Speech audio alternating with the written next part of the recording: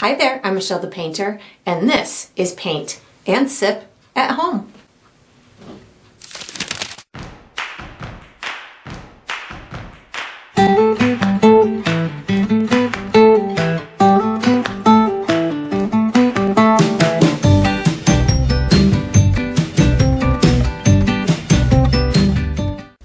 Alright, so today I'm going to be painting beach crab and I'm sipping on some wild berry tea. And if you enjoy this process, I do hope that you like and subscribe to my channel and that you also check out my Patreon page where you're going to find additional painting perks such as this one.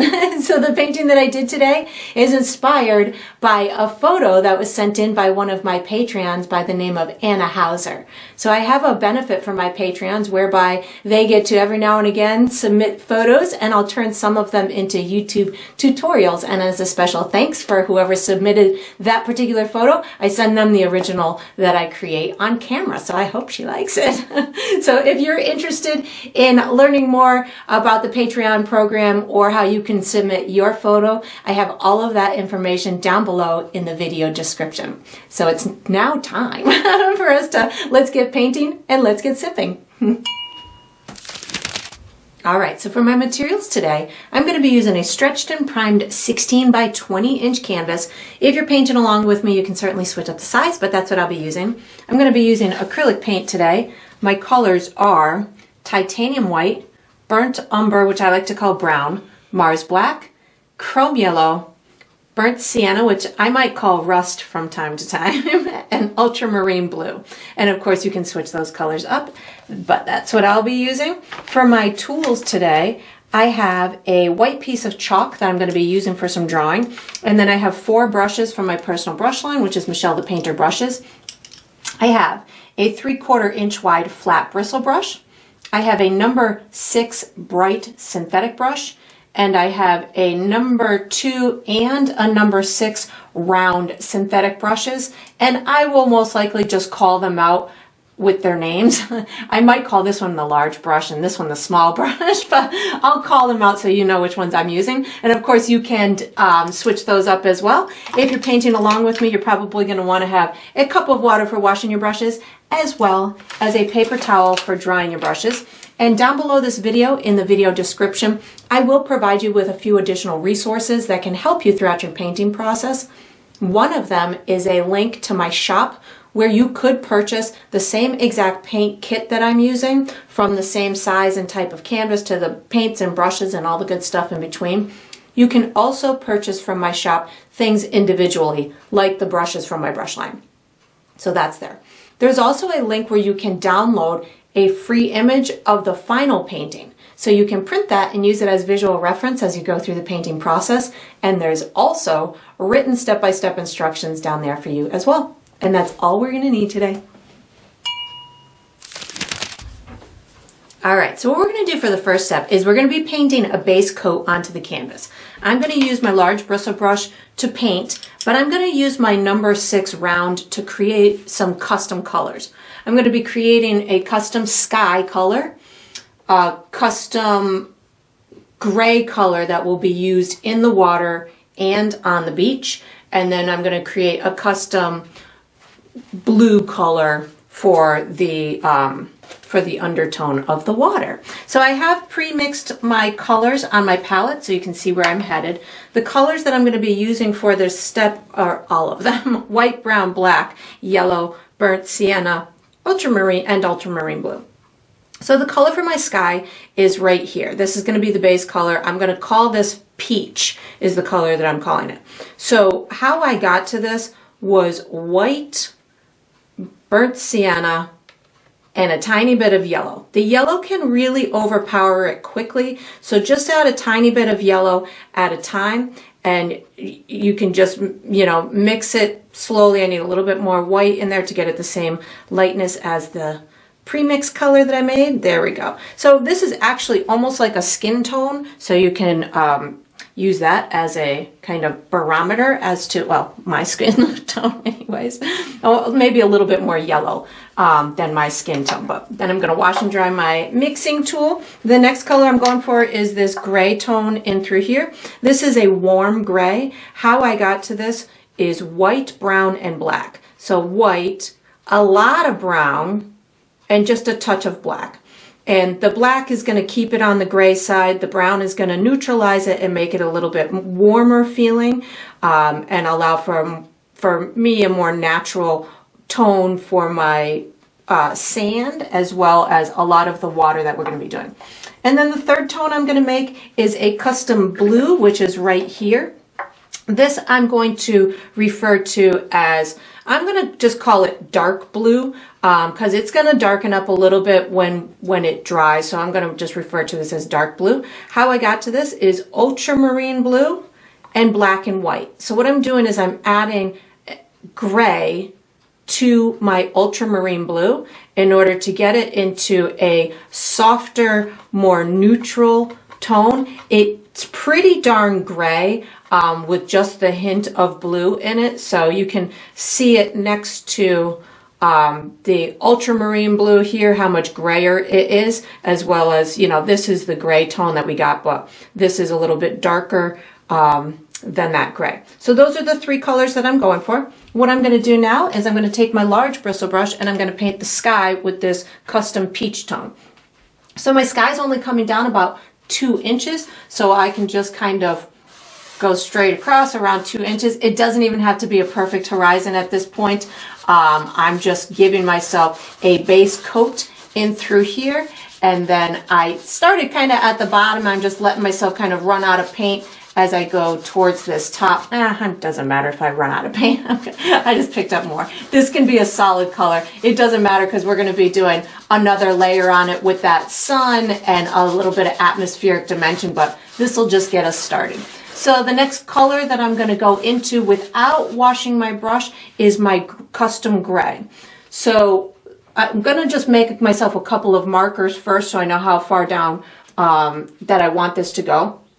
So if this is about halfway down my canvas, I'm going to bring this gray down about halfway between that and my skyline. So somewhere about here. This is where I'm going to bring this before I start transitioning into my blue. And then I'm going to find myself back at the halfway point in my canvas, and I'm going to come down about another inch, give myself a marker. Same thing on this side. So this is going to be my gray, my blue, and then my gray, but I'll get them to kind of talk to one another. So I'm going to pick up my gray, and I'm going to, I didn't wash my brush, so I'm going to do this kind of a soft right over that horizon line where it meets the sky. Just swiftly go across so they kind of talk to each other a little bit.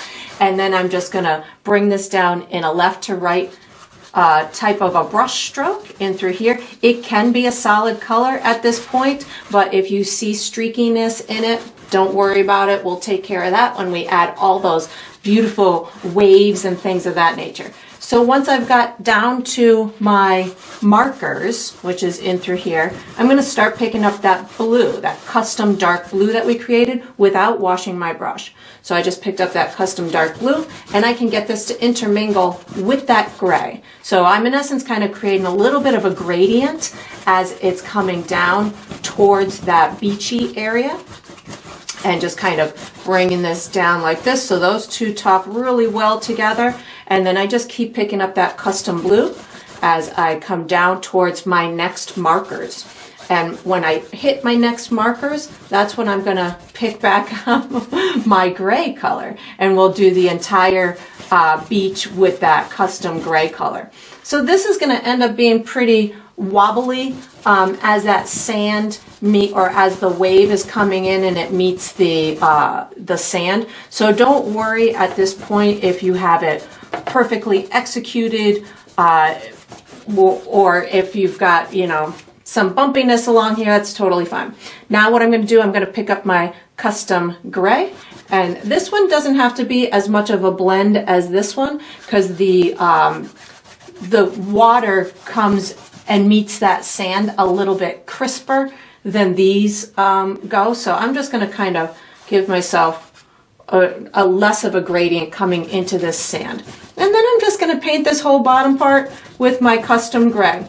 And again, I didn't wash my brush, so if I do see the evidence of some of that custom blue on there, I'm okay, because this is just the under color for what's going to be my sand, where my cute little crab is either coming from or going to the ocean.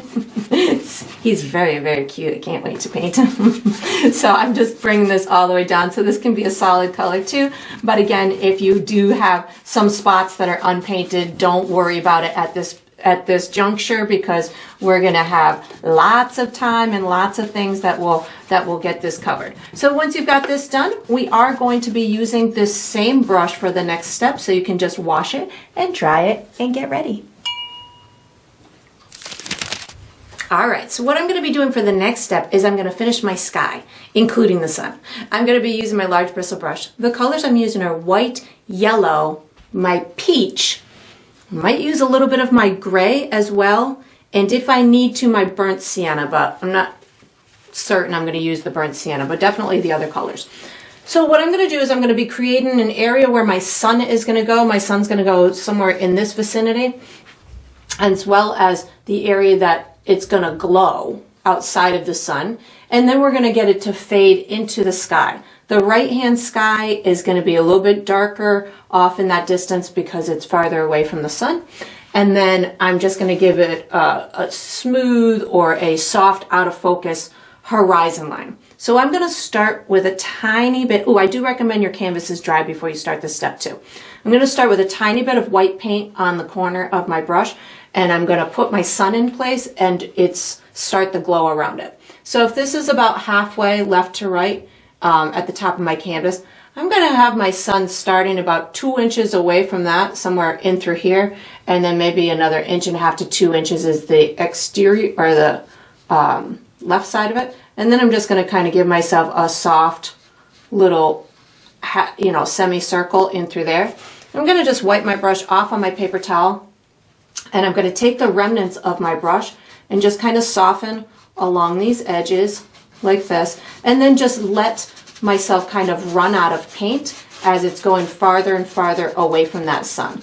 So what I'm doing right now is just kind of creating myself a glow around that sun that I'll be able to add yellow on top of and make it really nice and bright. So something like that. And we'll keep adding to that brightness of the interior of the sun as well. So once I've got that done, what I want to do is just transition outward. So I'm going to pick up some of my peach color, which is the original color that we created for that sky. Just make sure that I have a second coat on in through here. I went just a little bit too close to that glow, so I'm picking up a little bit more white paint just to put my glow bag on. I kind of painted over it by accident. There we go. That works. I just want this area to be a little bit lighter, so when I do put the yellow glow on it, it works. And then I'm picking back up my peach color, coming over into here. This is a very small area, so if you felt that you needed to switch and go for a smaller brush, you could certainly do that. Again, just picking up my peach color right now, bringing it right down to my horizon line. You can even kind of paint right over that horizon line, just with a little bit of paint on your brush. And as I go over to this right-hand side, I'm going to pick up a touch of my gray with my peach color, and this will allow for this edge of the sky to go a little bit darker. It doesn't have to go as dark as your water. It's just giving you a little bit of atmospheric dimension over there. You could, if you felt that it would behoove you, you could put a tiny bit down in this little corner as well, and then just give myself a nice soft transition into that where that horizon is. Then I'm going to wash and dry my brush again, because I want to add to my sun. So I'm washing and drying my brush, getting that gray off of there. And I can tell that my sun is dry right now. If yours is not dry, you might want to wait a second, but mine is dry, which means I'm safe to just add another layer on top of it.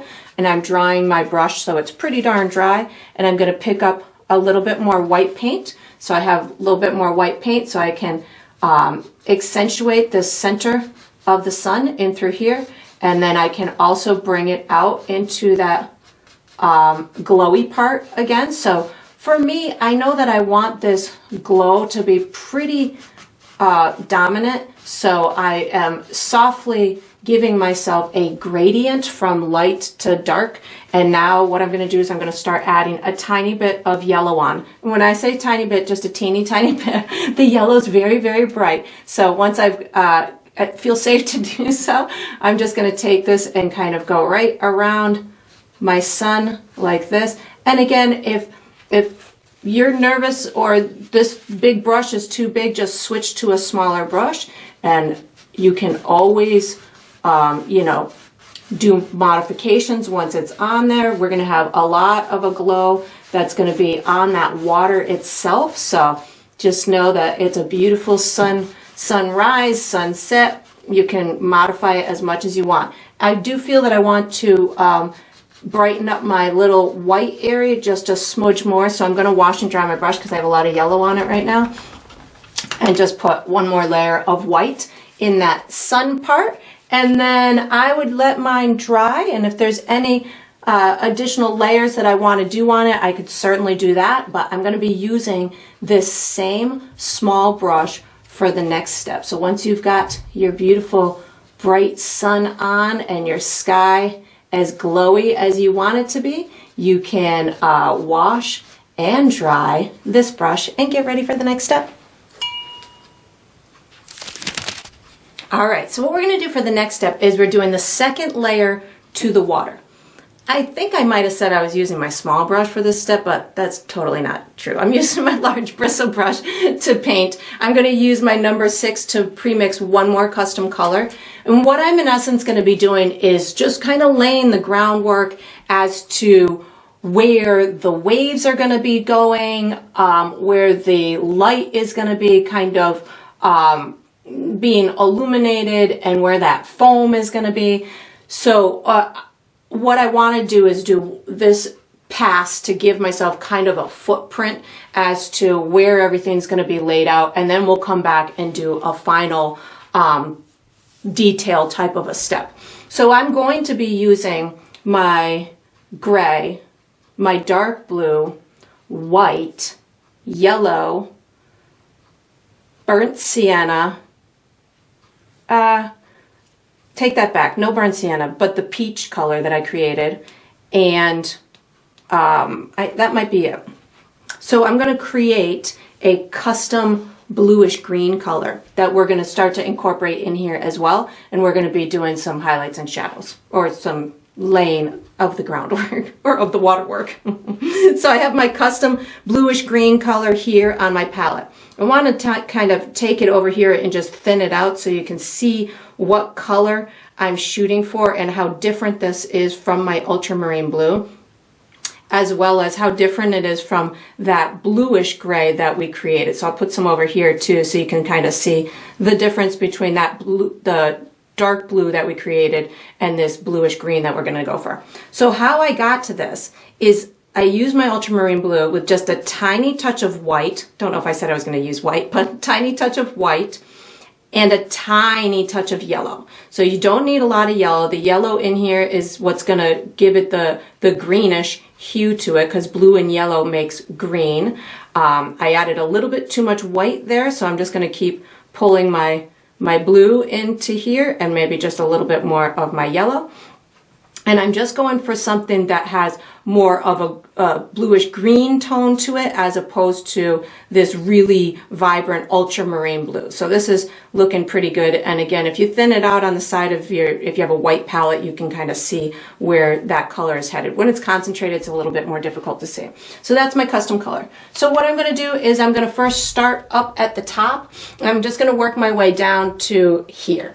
At the top, I'm going to kind of lay out where I want the waves and stuff to go. So this is where I'm going to be using a combination of I'm going to start with my gray plus a tiny touch of white on my brush. So gray plus a tiny touch of white. So I have my sun is coming down in through here, and I want to just explain where these little waves and stuff are. So I'm seeing that there's a big one kind of coming in through here. There's a dark area above that where the horizon line kind of meets that sky. So I'm going to actually pick up my gray plus I'm going in for a tiny touch of brown. Not sure if I said I was going to use brown or not, but I'm feeling like this goes a little bit darker up at the top of the horizon line. So brown plus a little bit of my gray. Yeah, there we go. And this is going to give me just a little essence of this top horizon line, and then there's a little bit of a wave underneath it. And the horizon on this is super soft. It very out of focus, so I'm not really concerned about making it very crisp. So I think now that I'm seeing that gray plus the brown, I'm gonna tackle, there's a big wave going across here, so I'm gonna actually use that gray plus brown to put in a darkness to this wave. It starts, or it's kind of comes across in this direction like this, very little slant to it, but still a little bit of a slant, and just kind of bringing this in through here. I'm going to also in a second start incorporating the that greenish blue as I'm working my way down, but right now I think I need these real dark tones in here, so that's why I'm opting to use a little bit of the brown with my gray, just to get these, I'm seeing some dark tones over here, so I need to get those in there in order to sell the entire story. This beautiful water. So that looks pretty good. Maybe a little bit more brown on my brush.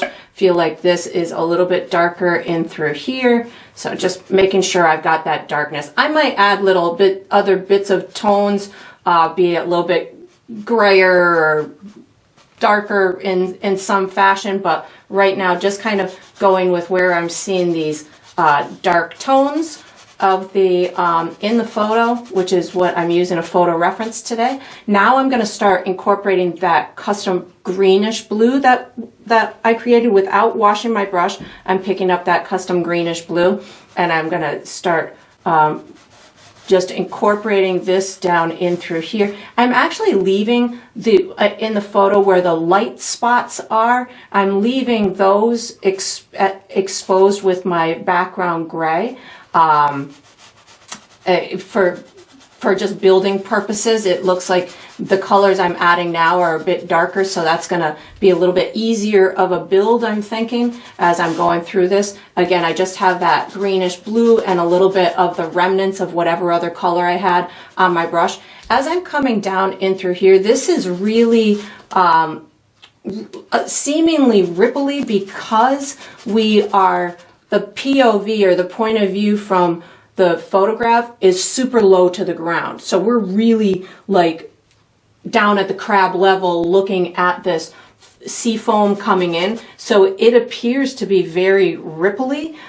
So I want to make sure that I have that bumpy type of texture in through here. So I'm definitely going to be using, I added a touch of water to my brush just so I can have a little bit more fluidity on my brush.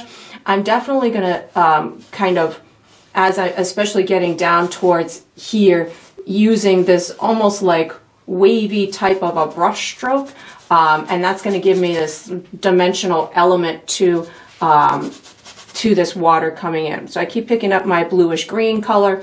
In a minute, I'm going to start incorporating probably some of that gray on top of here.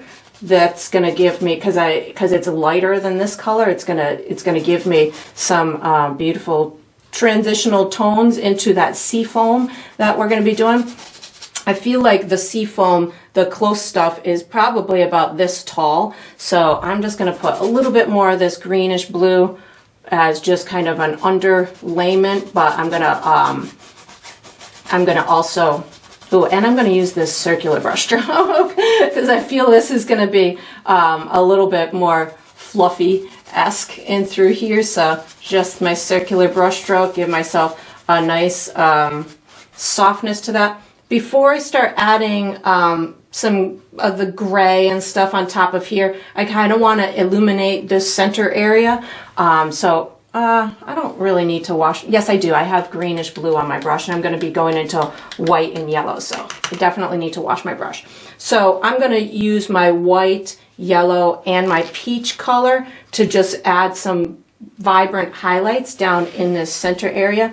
So I think I'm going to start with just my peach tone and get that going, and then I will add the other colors, the white and the and yellow on top of it. And again, right now, this is just my first layer. So I'm really just going for incorporating these lighter tones, these sun type of tones. But my biggest goal is just to understand what, give myself a footprint of the entire kind of formation of what the water's doing. So I'm seeing some light spots in through here. This is going to be a wave. This is going to be my reflection of the sun, and it's got some of these sun or sky tones in it. So when you're building water, the biggest thing is it's reflective. So you're gonna see and sense the colors from all around that atmosphere in that water in some way. So it could be very very subtle. This is where the whole sun is just kind of beaming down this little alleyway in through here. So I want to just incorporate some of those peach type of tones. But your sun is going to be having an effect on all of that water, or your sky has an effect on all of that water. So I feel like there's a lot of reflections in this area of those sun tones, or of those sunsetty kind of tones. So I'm just putting this peachy color in this, a lot in this kind of alleyway in through here where that reflection is going to go. And again, this is just the first layer. Now I'm going to just, without washing my brush, I just wiped it off. I'm going to pick up a touch of white just to start this reflection in through here and just get these tones a little bit brighter to work with later on, the undertones of them, something like that. And then in through here, there's a bunch of reflection of the sun. So just these little bright pops in through here. And then I'm going to put a touch of yellow as well. So the sea foam starts again somewhere in this vicinity, but it's still got some lightness on it as well. So I'm going to just kind of put a little bit of lightness in through here as well. And now I'm going to pick up a tiny bit of yellow paint with my dirty brush. And again, just kind of getting my idea of where everything wants to go. Definitely some bright stuff in through there, in through here, just kind of adding this yellow on top of this white that I had done, just so it takes on that real vibrant look to it. And then I'm just going to add another layer to my sea foam, or onto where that foamy, the real foamy area is. I mean, realistically, from here to here is sea foam in the picture, I'm thinking, but this is just farther away, and this is really close up. So this is where that larger detail of the foamy action is going to be. So I'm going to pick up some of that that original gray, and I think that I might add white too, but let me just kind of start here, and I'm thinking it's gonna start somewhere up and through here. And I don't want to get rid of all of that blue underneath, but I do want this to look like it's got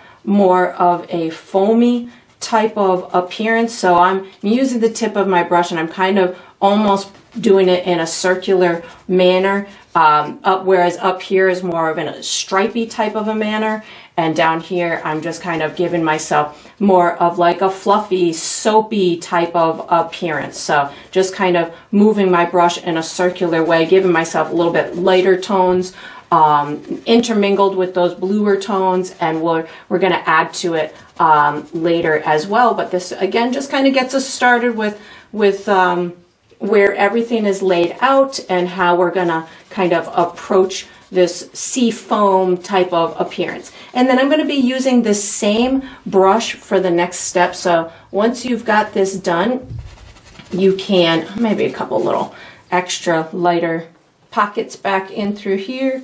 Just a little bit of gray plus a touch of white. So once you've got this on in through here, if you can ever stop. There's so much detail in this water. I'm like, oh, I'm really excited to paint it. So it's going to be hard to stop on these steps. So I think this is going to do it for this one. So I'm going to put my brush down. I am going to use this same large brush for the next step. So once you've got this done, you can wash and dry this brush and get ready for the next step. All right, so what I'm going to do for the next step is I'm going to be doing the second layer of the sand. I'm using my large bristle brush. The colors I'm using are black, brown, peach, white, yellow, and burnt sienna, and my gray.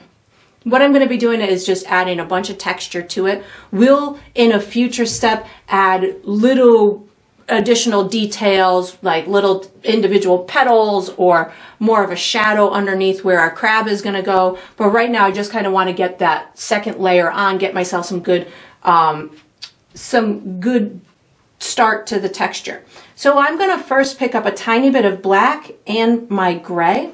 And what I'm going to do is I'm going to put a little bit of a shadow where I feel that the sand is going to be meeting the foam, the sea foam. So it kind of goes up like this. There's a little dippy part in through here. And I'm just kind of scooting up this real kind of dark type of area that's going to be in between, like the foam is just going to kind of meet this area. And then what I can do is I can just kind of start dotting my brush like this as I'm coming away from that shadowy area. Just with whatever remnants I have on my brush, this is starting that texture in that sand. I'm going to now start picking up a little bit more of my gray color, just so I can get that to transition a little bit better. Now I'm going to start picking up a little bit of my peach and a little bit of brown and a little bit of burnt sienna. So I want to have multiple colors on my brush. So I have peach, a little bit of brown, and a little bit of burnt sienna. So all three colors on my brush at the same time. I don't necessarily need a ton of paint, so I can just kind of tap it off on my paper towel and just kind of start giving myself these little polka dotty type of textural marks. Again, I don't need to do anything super duper perfect, and if yours is too burnt sienna or too gray or too peachy, just counteract it with your gray. So whatever happens, if it's too much of anything, just start pulling that gray back in there, and that's going to help to counteract it. Again, I'm just kind of adding this initial textural layer to the ground. There is, to me, a lot of those burnt sienna tones, especially, I just keep picking up those same three colors, especially kind of underneath where this crab is going to go. So I'm going to really kind of amp up that in through here. And you might find that as you're doing yours, you want yours way lighter or way darker or a different kind of sand. Maybe you want yours really smooth type of texture. I'm going, just picked up some of my gray. I'm going, being inspired by the photo reference that I'm using, just picked up some brown. So I am kind of steering it towards that direction. But as you're doing yours, if you want yours to, you know, resemble something else, feel free to get it into whatever kind of visual place is appealing to you. Again, I'm kind of putting a lot of that burnt sienna in that area where the crab is going to be sitting, and there's more. I see some more kind of over in this corner as well. But oh, I just picked up some blue too. I guess we're gonna have a little blue in that in the sand as well. Some extra little shiny pieces. Let's see what else we got here. I'm gonna go for those three colors again: brown, peach, and burnt sienna. And again, this is just the second coat to it. We'll add all kinds of other little fun details and get this to have some extra interesting stuff in a future step. But I'm thinking that this is about as far as I'm going to take this step, putting just a little bit more of this burnt sienna over in through here. There's these little speckles here and there is making my painterly eye happy. I don't know if I said I was going to use yellow or anything like that, but I only used my black, brown, gray, burnt sienna, and the peach color throughout this. Maybe a little bit more of my peach color over in through here. Oh, now I'm just wanting to keep going. All right, I'm gonna stop because otherwise, if I keep going, by the time I'm done, I'll have a full, my ground will be completely done. So gray and white is what I just picked up in through here. But anyways, so we're gonna be using, let's use our bright brush for the next step. So once you've got this done, you can put this brush away, take out your number 6 bright brush, and get ready for the next step.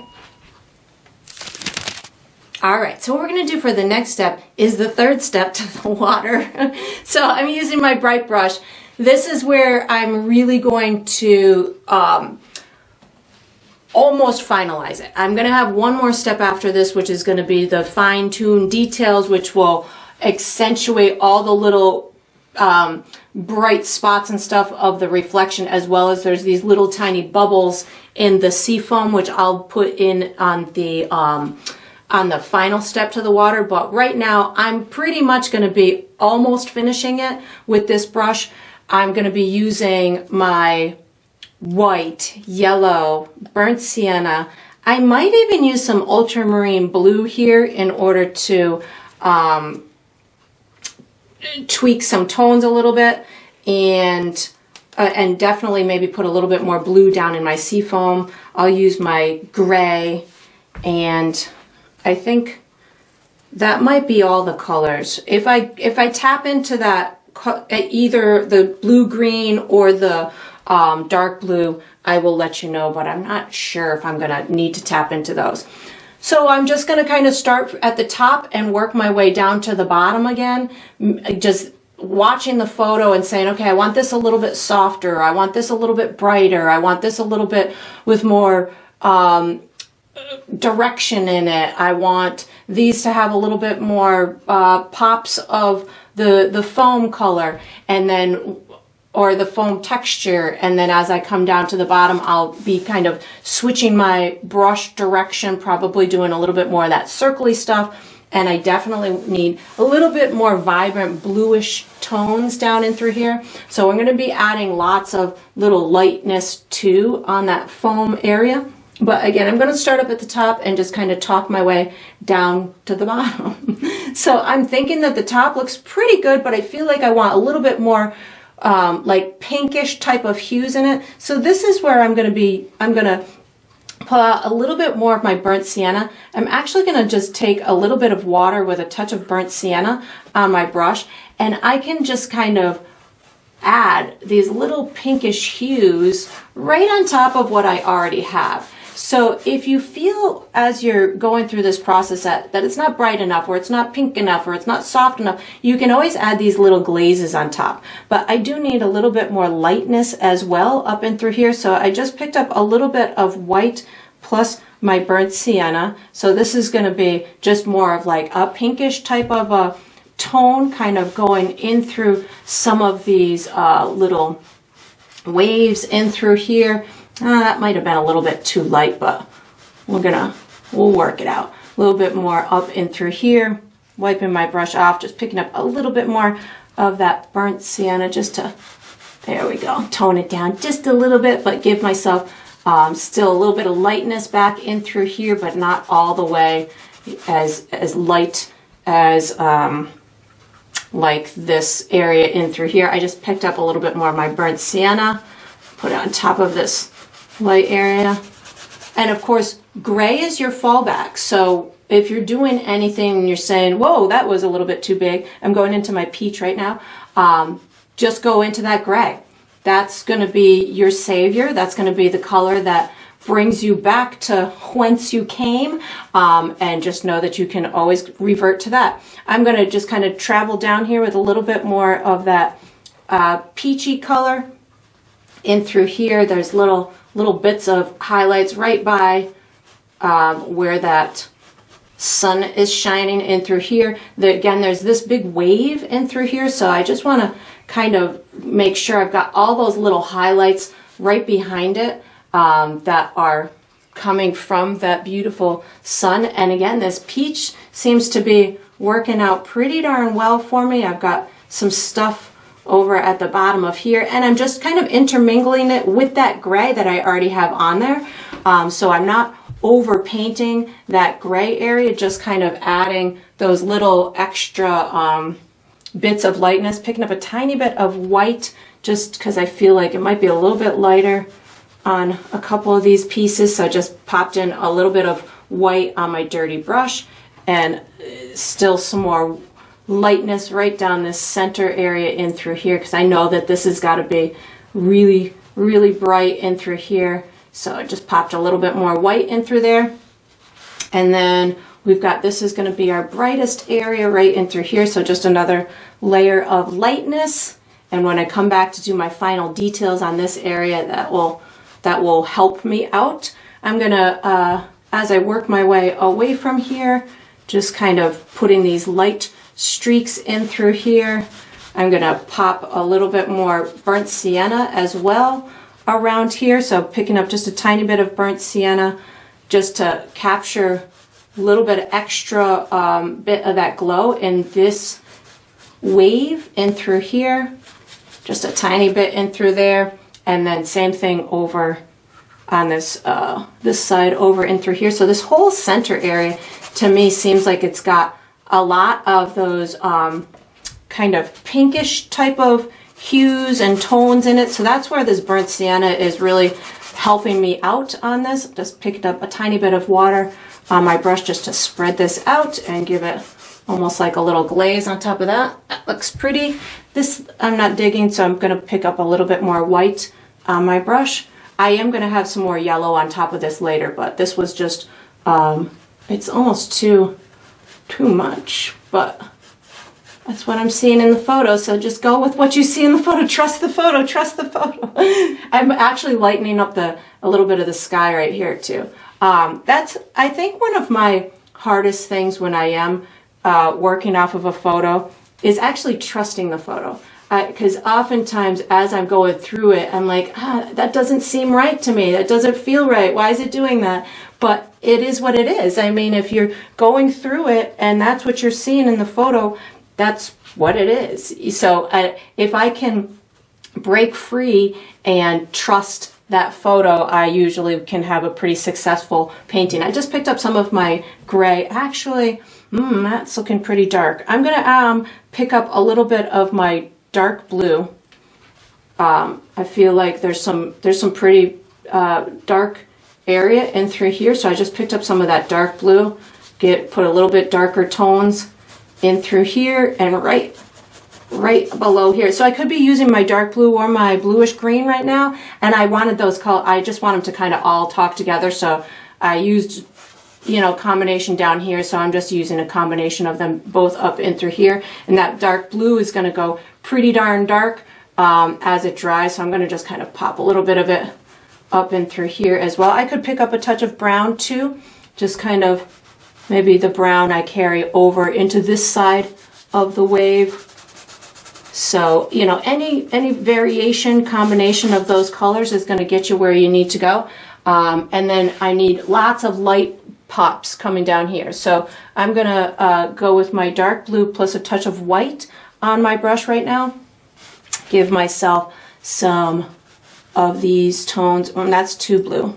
Washing my brush, that was too blue. So I'm going to wash my brush, and I'm actually going to pick up, I'm going to go peach plus a bit of white. So peach plus a bit of white. There's a bunch of lightness over in this area. So it looks like it's a little bit of kind of waves kind of crashing up or just coming up a little bit, and they have the little shimmer of the light from the sky.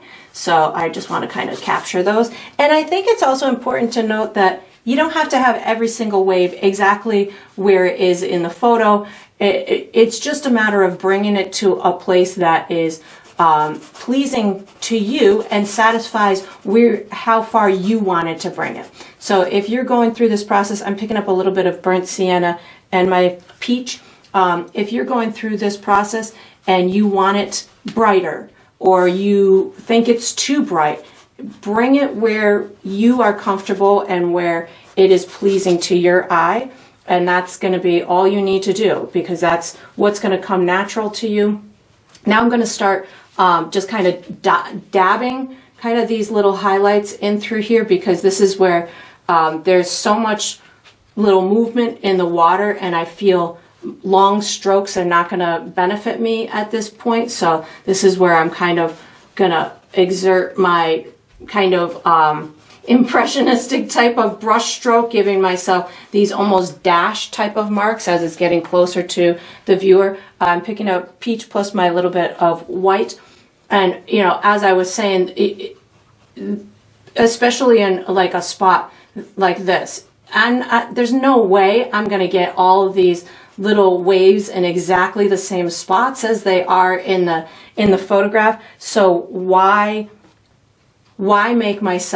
put myself through that if I know that I will personally be really satisfied if it comes close, or if it just becomes a pretty painting to me. So you definitely as you're doing yours, don't feel the pressure to make it exactly as mine or exactly every single wave as that photo is. Just bring it to a place that is comfortable to you. As I'm doing this, I am leaving some of these dark marks in between, so that's going to add that extra texture in through there. As I go towards this right hand side, I am feeling that I need more blue in the color pattern, so I'm starting with the peach, and then as I go towards that right hand side, I'm going to start adding more of the dark blue plus white on my brush. So dark blue plus a little bit of white, because these to me I'm feeling are have a little bit more blue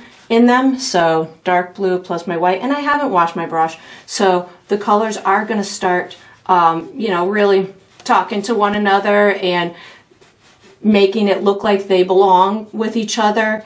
I am trying to reserve some of these dark spots within these waves, or within this foamy stuff, so you know, that way it looks like there's some dimension in it. It's looking pretty good. Just gonna pop a couple more on in through here, and then I'm going to go down to the foamy part, and we'll add some stuff down in through there. So looks like there's a kind of a lot of darkness in through there, so I might leave some of that. And I'm just kind of tapping my brush towards the side, giving myself these really nice kind of almost hatch type marks in through here. I feel like I want it to be more pinkish, so I'm going to go wash and dry my brush. Like I want to pull in some of this, so I'm going to just go white and burnt sienna right now. White with a little bit of burnt sienna on my brush in through here. This is where if you wanted almost like lavender type of color on some of these, if you're seeing, because I was almost seeing a little bit of lavendery type purpley tones when I first looked at this, you could certainly add a touch of the ultramarine blue with the burnt sienna, and that'll give you a little lavendery tone. I want to bring some darker tones in through here, so just wash and dry my brush. I'm going to pull in some of that gray plus the dark blue, and just a couple more little dark marks in through here, and then I'm going to tackle that foam. That looks pretty good. Dark blue plus a little bit of gray. All right, so I'm going to put some sea foam in my foam. I'm going to wash and dry my brush. I wanted to go some areas pretty dark. We've already got some pretty dark areas, but I want there to be a little bit more blue represented. So I'm going to take my dark blue and I'm adding a bit more ultramarine blue and white to it. So it's just turning it a bit more blue. Not much, but something that's going to show up as more of a bluish tone than a grayish tone. So just something like that will help me out, and I don't need it to go much lighter than this. And then I'm going to just start introducing this in a circular brush stroke down on this bottom side in through here. And again, you don't necessarily want it to be all one solid color. So as you're doing this, dip your brush in the dark blue, dip your brush in the gray, dip your brush in even white if you wanted to. And that's going to give you varying tones of this throughout. And that's what's going to make it look more natural as opposed to just one solid color. Like if I pull in a little bit of white in through here, as this is kind of meeting this little area, this is going to give me almost like a little area that pops out a little bit, and then this area sinks in a little bit. I'm gonna pick up some more of that new blue that we created, the bluer blue, and put it in through here. So it almost kind of looks like there's like a little shelf of sorts coming in through here. Picking up a touch of white, just give myself a little bit lighter of a area in through here. And you can see as I'm doing this, I'm not doing the final touches yet, but I still wanted there to be some of that texture, and I wanted to have this layer in here. I'm picking up some more of that. I'm going dark blue with a little bit of my ultramarine blue. There's a couple of little dark spots. Let's see, right in through here and here and here. I'm just seeing some pretty dark spots in the picture itself, so I just kind of wanted to emulate those before I go any further. I'm picking up some of my custom blue green as well, so I can get some of that to intermingle with these guys as well. So, and again, I'm just really watching the picture for some dark areas. I got some dark areas over in through here, and then I'm gonna pick up, just giving this, in my head, this is all kind of like the top part of the foam kind of coming in through here. And then we've got some light stuff. I'm picking up a little bit more of that bluish green. There's a pretty cool dark area in through here. That looks good. And then what I'm gonna do once I've got these other little pops of dark spots, I'm gonna just add a little bit of the light stuff on top of it. So just adding white onto my dirty brush. I'm just gonna give myself this soft appearance at the top, as where it almost looks like it's kind of transitioning from these little ripply waves into this really foamy stuff in through here. So I'm using more of a tighter kind of rubbing with my brush in through here, but still trying to get it to transition into that back stuff. And then there's a little, this little piece in through here kind of is really bright over on the other side of this. So again, we'll add the final touches to it in a little bit, but right now just kind of getting these transitional pieces and where that foam is going to have some volume to it. I can't wait to do the little crab to add him to this flurry of excitement of the water. That's probably why he's here. He wanted to explore this fun foam in the water. And then I think that's about as far as I'm going to take it. I just put a little bit more white on my brush just to get some of this stuff over here a little bit lighter. And again, we'll do our final little touches to it with the little bubbles and all that stuff in a little while. So once you've got it to this type of place, whatever's making you happy on your end, we are going to be using, I'm going to use my, what am I going to use next? I think I want to get the crab in place. So I'm going to actually use my drawing utensil for the next step. So once you've got this here, you can put any brushes away, take out your drawing utensil and just kind of lighten this up just a little bit and get ready for the next step.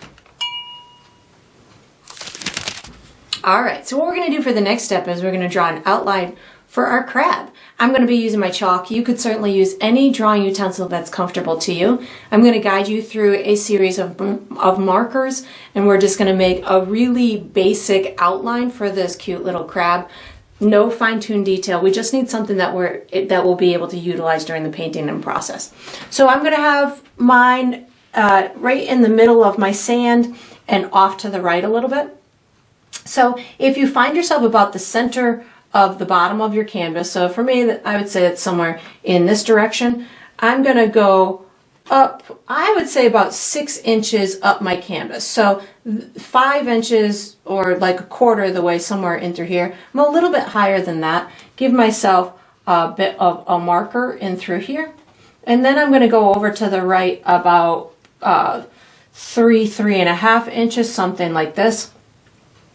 I'm going to come down about 2.5 inches, give myself another marker, and same thing over in through here. What I'm doing is I'm making the main body, and it's going to be a soft rectangle. And what I mean by that, it's going to have kind of rounded corners to the rounded corners. I was going to say rounded corners to the corners, but rounded corners is all I need to say. And I'm going to just kind of connect my dots, giving myself this little shape. And again, it doesn't have to be perfect, just something that we can use during that painting and process.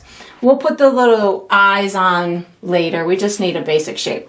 Now I'm going to put the legs on. I'm going to start with the front clawed ones first, and then we work our way back.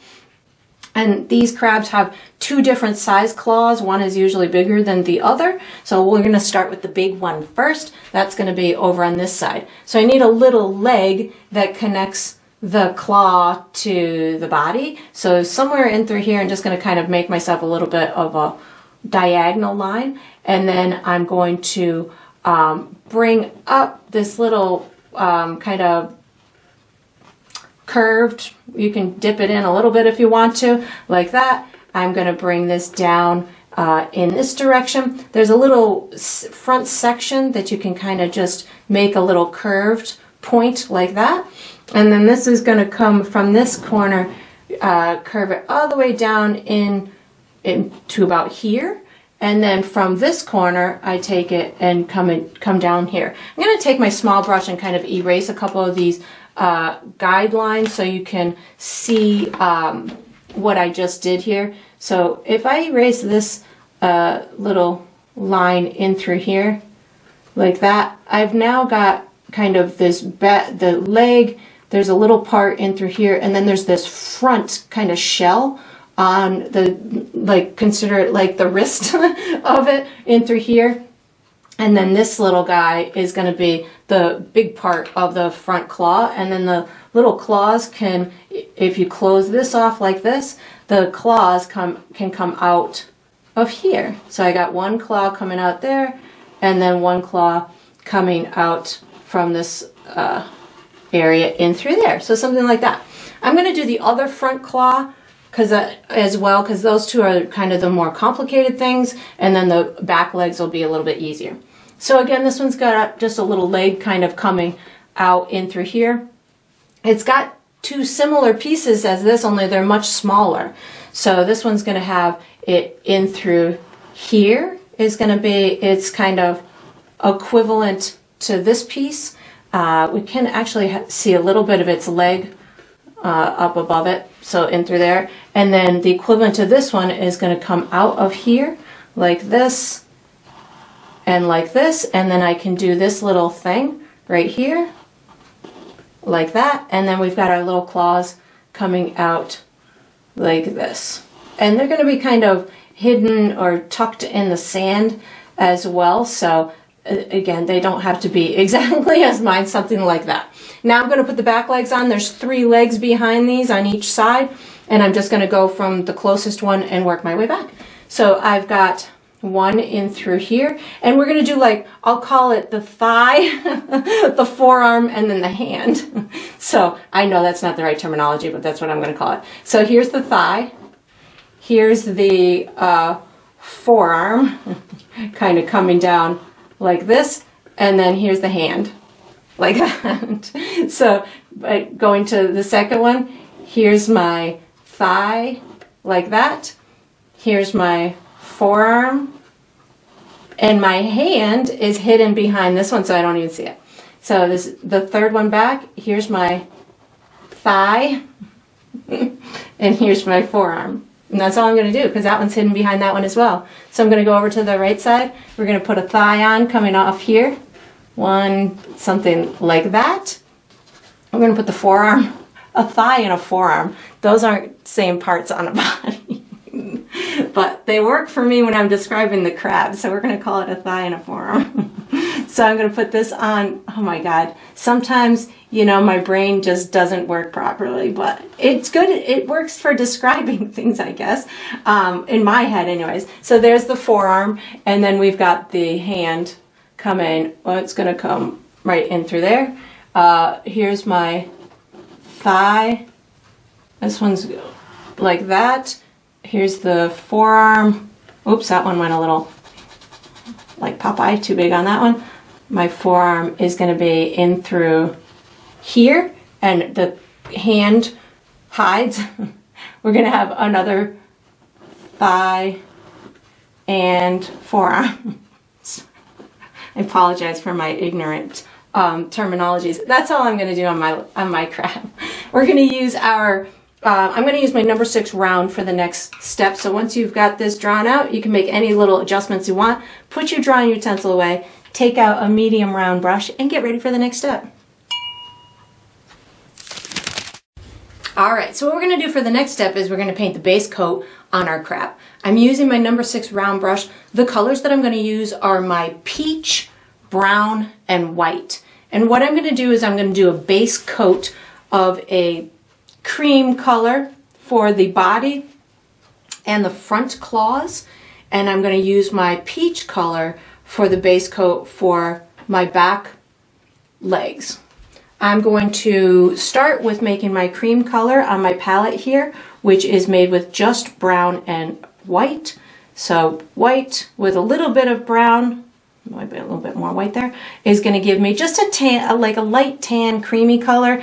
I don't need anything fancy. I just want it darker than white, and I don't want it to be gray. So this is what maybe just a touch darker than that. So this is where I'm headed with this, and you can see how much darker than white it is with my white sitting next to it. So I'm just going to take this and I'm going to use it as the base coat for the body as well as the front claws.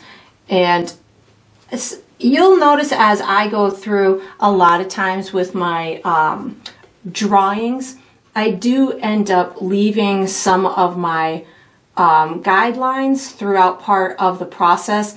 And the reason being is because sometimes when my guidelines disappear too quickly, I tend to make my objects bigger than I had intended. So as a safety measure, sometimes I'll just leave part of that that outline there, and then I can easily, because I'm using chalk, it will easily be erased later or even during the painting process when I'm comfortable that I'm not going to be needing it anymore. I'll get it to go away. So that's that part. I'm going to also do these funky little shell pieces on the front claws with it. So this part in through here, and again, just bringing it really close to the edge of my guideline, or you just leave a little gap between each section. So something like this, so I don't lose the understanding as to where I want those specific things to go. And then just something like this. And you know, you could really use an assortment of different colors as the base coat for this. I just thought that this would be a pretty good starting point because I know that my claws are going to be almost like white in the shadows, so they're going to have a little bit of a tinge to them. Maybe I'm going to actually put maybe a little bit of a bluish tinge to them later. So this is going to act as a great base. Same thing with the body. The body's going to end up being darker than what I'm doing here, but I wanted it to have more of a neutral type of a base to it than what I'm going to be doing for the legs. So that's why I ended up choosing to just use this cream color as a base. I could have gone darker, but for simplicity purposes, I thought that this would work with us doing the big highlight on the top of the head and stuff. So it's just the choice I made. There's so many decisions that you can make during the painting process, and these base coats is for me is a big decision, but you know, one that can be adjusted and can have different variables to it. So I'm washing and drying my brush, and I'm going to be using my peach tone for the legs. So I had these little sections of legs. This one I actually put the beige color there, but I'm gonna just pop a little bit of, and this one was a leg too. I'm gonna just pop a little bit of this in through here so I understand that that's a leg and this is a leg in through here. So again, just kind of understanding or knowing what parts I'm doing in through here could potentially be the most difficult thing, but because in through here in the photo, that's very faint colors that are difficult to discern what's what. So we're just gonna do the best that we can and hope we have a cute crab by the end of it. So then I'm gonna just use this in all of these sections. And again, where it's different colors next to each other, you can certainly bring that right to it. But I'm gonna have several sections with this same color to them. And I wanna understand kind of which section is which. So this is where I'm gonna leave just an itty bitty bit of space between the sections so I know what's what, and that way as I go through my detail process later, I won't have lost that information where I wanted the joint to be. I'm thinking this goes like this. I think actually, I'm looking at the photo, I'm thinking that this, I might see on this back one, I might see part of the sand in between these two. So I might have misspoke that it was totally hidden behind this one, but we're gonna figure it out. So I'm putting this on, and there's little like hairy things on here too. We'll be adding those later with a smaller brush too. So this little, I think we called it the forearm part. I think there's a little piece that we see the sand in between here. Not that that's important. Only the person dissecting the photo next to the painting would notice something like that, but I just noticed it. So, and then I'm going to just put this little section up in through here like that, and then I'll do the same thing on the other side. And then once you've got this step done, let's see, what are we going to do for the next step? I think I want to finish the water for the next step, and I want to do that with probably this round brush, my number 6 round, but just getting these little last sections on in through here. And again, I'm just using my peach color. It's going to act as a pretty good base behind all the other colors that I want to incorporate in this, and it's going to be able to give it some good dimension. I oftentimes, you know, my biggest thing when I'm trying to select these colors is what's going to provide me the kind of the most expedited way to paint it. So if I'm doing an object like this and I see a color that kind of transcends throughout different sections of that particular object, I may opt to use that as the base for the whole, you know, for those entire pieces. Even if, you know, like these back legs are going to be darker than the top part. So I could have theoretically used a darker tone for these back legs. But I think sometimes it's simpler if you can start in a broad kind of, no pun intended, brush stroke and just a base flat kind of color, and then work your way to those nuances as opposed to trying to hit them all right coming out of the gate. Sometimes that can get a little bit too confusing, at least for me. So I like to kind of broaden it first and then narrow those details later. So that's all I'm going to be doing for this step. I'm going to use this same brush for the next step. So once you've got this done, you can wash and dry your medium round and get ready for the next step. All right, so what we're going to do for the next step is we're going to finish our water. I said I was going to use my number 6 round brush, which I'm gonna, but I'm also going to use my number 6 bright brush as well, because I feel like I want to do a little bit more work than I had anticipated. So what I'm going to do, I just want to put my final touches on it. I want to amp up this reflection of the sun. I think I want some additional lightness in all of the water, as well as in the foam, and then I want to add some little foam bubbles of sorts. So I'm going to start with my bright brush so I can put in the lighter areas, and then I'll build my way to those tiny details. So I'm actually going to start with white paint. And so I'm going to be using white, yellow, burnt sienna, and my ultramarine blue, and probably my green blue, and maybe some of my peach. And if I use any other colors, I'll let you know. So I'm going to just start with white paint because I know that I want this area to be super bright in through here. So I really need a light base, and I didn't feel that it was light enough. So I'm adding more white to it. So when I go to pop my yellow on it, it will take on that vibrancy that I want it to. And I'm just kind of making these little gestural type of marks to get some nice white in there. And then I can get this white to just kind of fade out. Let my brush kind of give these little additional marks in through here, maybe a couple more over in through here. I just want to allow for the lightness that I'm seeing in the photograph, and my paint, you know, once I looked at the way that it had dried from a distance, it was just a little bit too dark for me.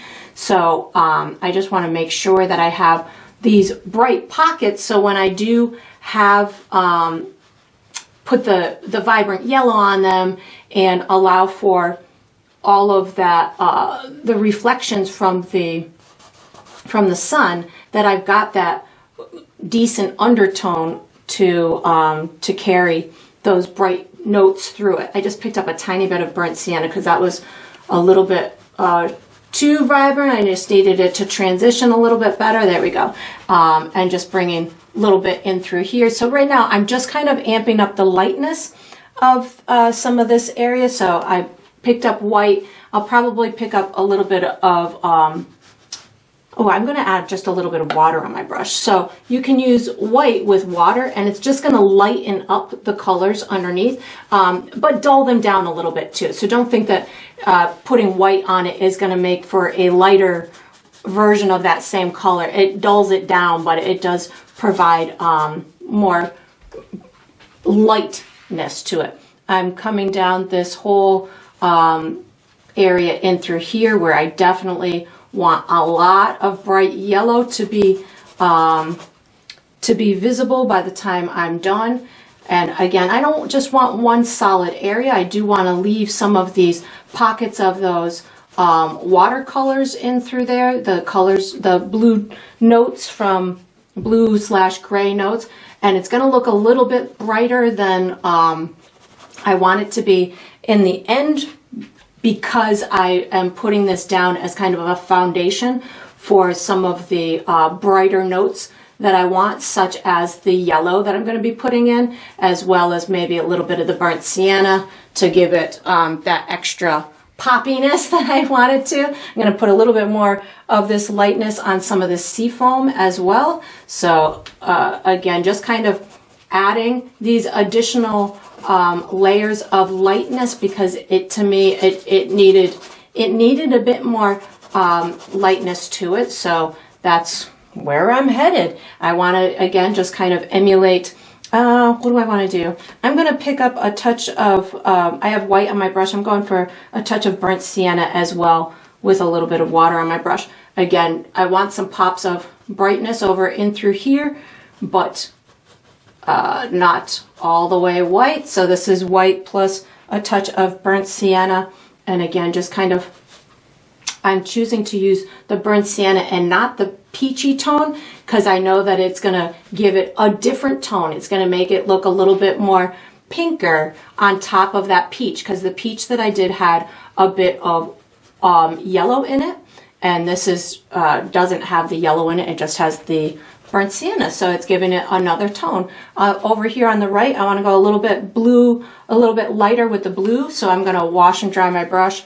I didn't really need to do that. I'm going to pick up a bit of white plus my dark blue. So white plus my dark blue, just give myself some additional lighter kind of notes in through here. Again, I don't need to do much. I just felt like it wasn't as light as I wanted it to be, as it was transitioning out of those, out of the seafoam. So I wanted to make sure that I've got it as light as I want it. That's looking much better. Maybe a little bit more up in through here.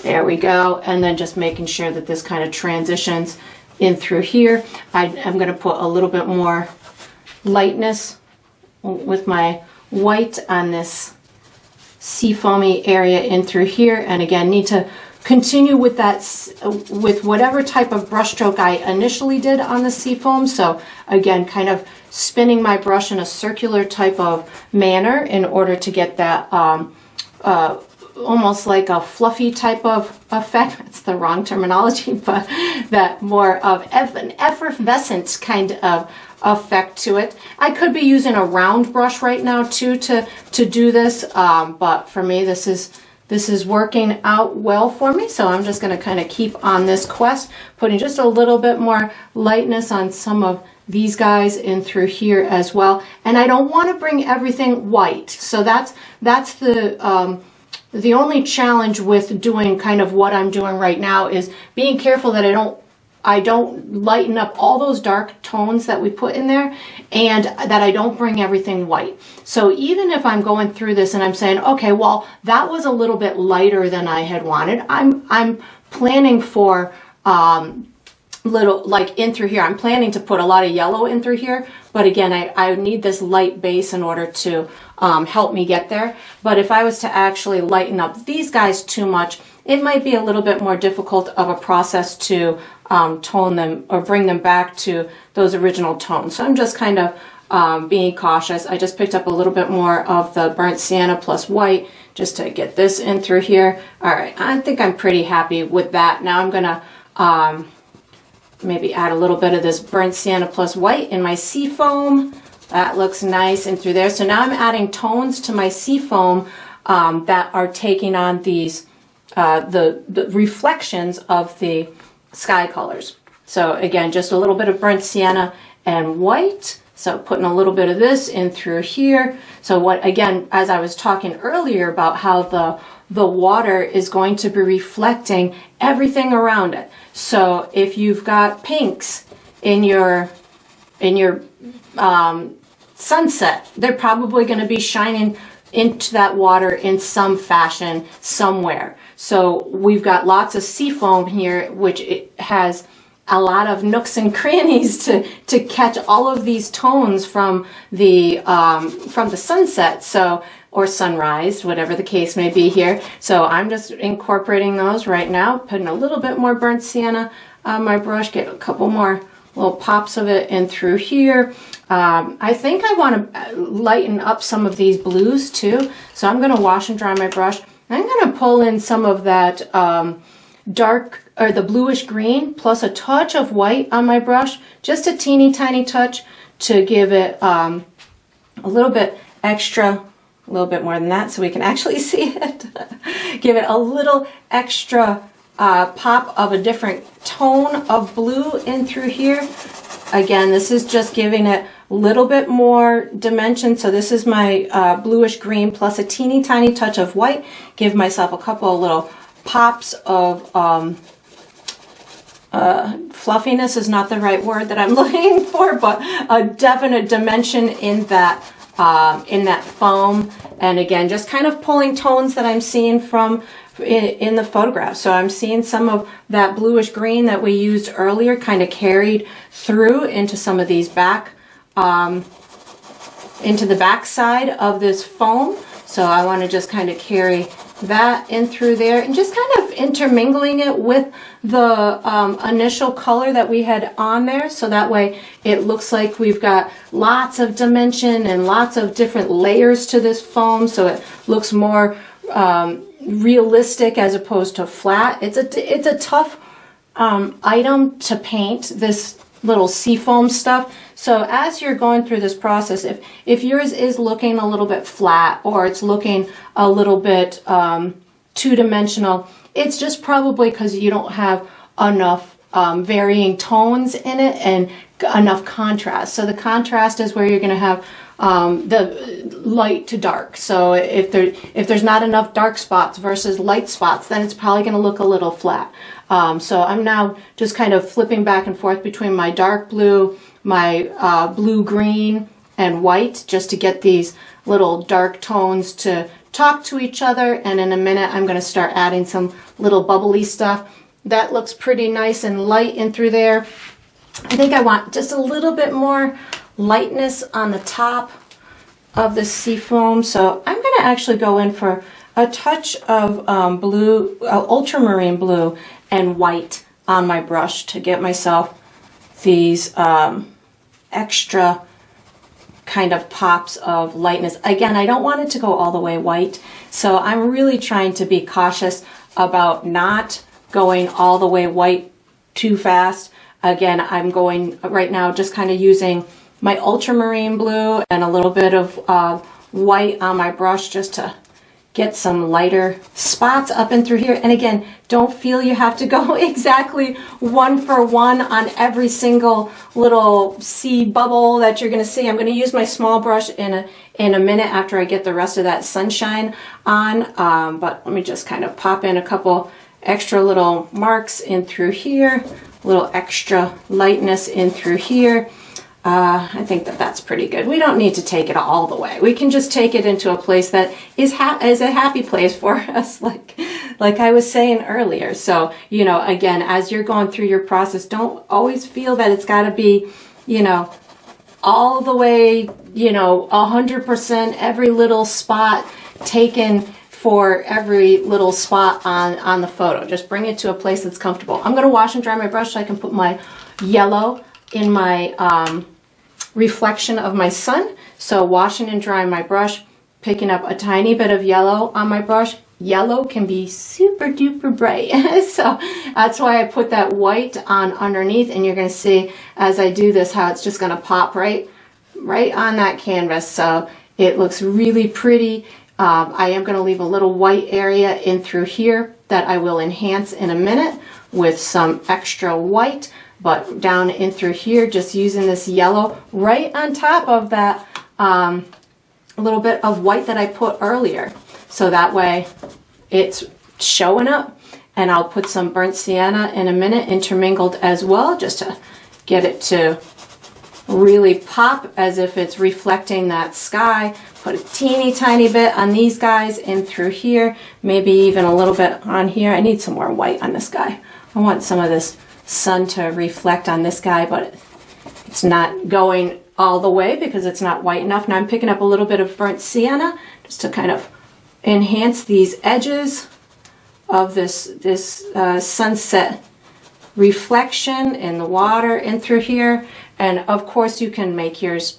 Again, I'm just kind of having fun with the ripples and the waves and stuff like that. You could very easily get lost in it. I'm trying not to get lost. I do want to do some effervescent bubbles on my sea foam here. I'm thinking that that's looking pretty good up top, so on that reflection. So I think I'm gonna call it on that. I'm gonna pull out my number 6 round brush to give myself a couple of little effervescent little bubbles. So I'm gonna use white plus, what am I gonna use? I'm gonna just start with some white and give myself these really just little pops of almost like curved little lines every now and again. You can kind of find maybe a little dark spot and put just the little essence of a glimmer of the water on top of it. So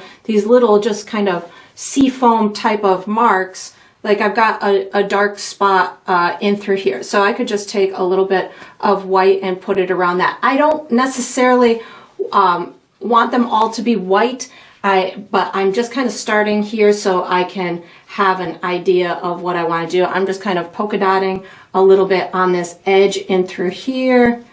I'm gonna pick up now my dark blue, and you could put little circular marks for little like bubbles, like you could find those little light spots and just put every now and again just a little kind of bubble to it, or a little oval type of a shape, and that's going to give the illusion of the little foam type of stuff. So maybe we've got a couple in through here. Maybe I already have a dark mark here, so maybe I just accentuate it. Maybe put a little dark mark in through there. I'm trying to give just every now and again these little almost oval type of marks. And again, it doesn't always have to be just that dark blue. So now I can pick up maybe white plus my blue green, and maybe I use that as the little highlight color. So white plus blue green, and I can use this at maybe a little bit more white so we can see. I can use this as the little accent color of the foam around it.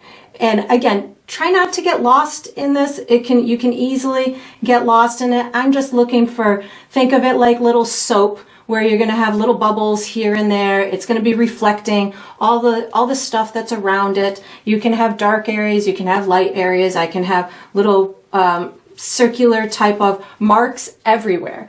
And then fiddle with it as much as you want. Have fun with it. This is one of those things that as you're doing it, you might find that you want to practice, this type of technique where you're giving lots of different texture with these circles, with the dots, with, the varying tones of what's reflecting in the sky. And that's how you're going to be able to pull this into, again, a place that is satisfactory to you. I'm mostly using white, but I'm also using some tones like my burnt sienna, or you could use your peach, whatever colors you want to accentuate the brighter areas of the foam. They would be reflecting your sun colors in through here, and then as they go farther away, they might just be more of your light blue or the light bluish green, and that's what's going to, again, sell this as little bits of foam that's going to be having the texture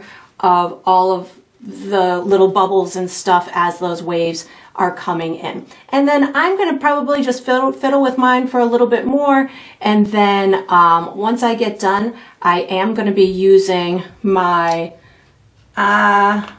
I'm probably going to use my large and my number 6 bright brush for the next step. So once you've got this done, you can, just want to make this a little bit less. There we go. Once you've got this done, you can wash this brush, get your large brush ready. Maybe a little cleanup on the bottom here. Sorry. Now I'm like, but I want to do this and that. If you just clean up your bottom here too. And if you have any additional things that you want to do, feel free to do so. And then you can wash this brush, get this brush and your large brush out, and ready for the next step.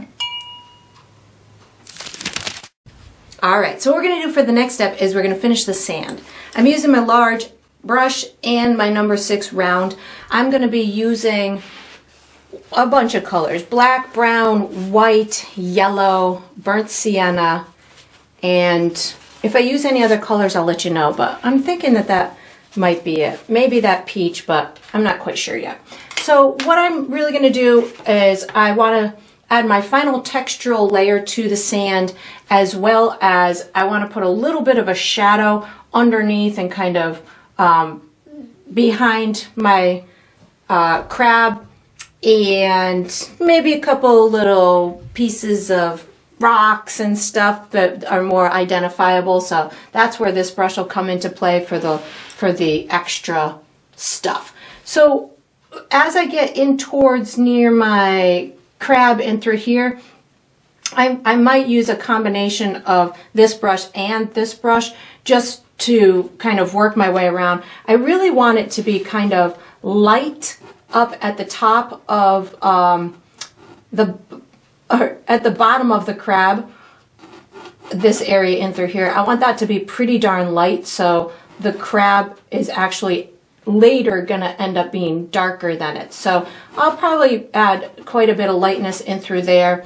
I'm gonna have, this is nice and dark back here as a shadow from the sea foam, but it seems like some of the little pieces of sand and stuff get lots of twinkles from the sun, so I'm gonna have a couple of bright ones, and we'll have a little bit of a shadow down in through here. So I just want more texture. I just want another layer on here. I'm going to start with my large brush, get as much done with that as I can, and then I'll bring in my little brush for the final details.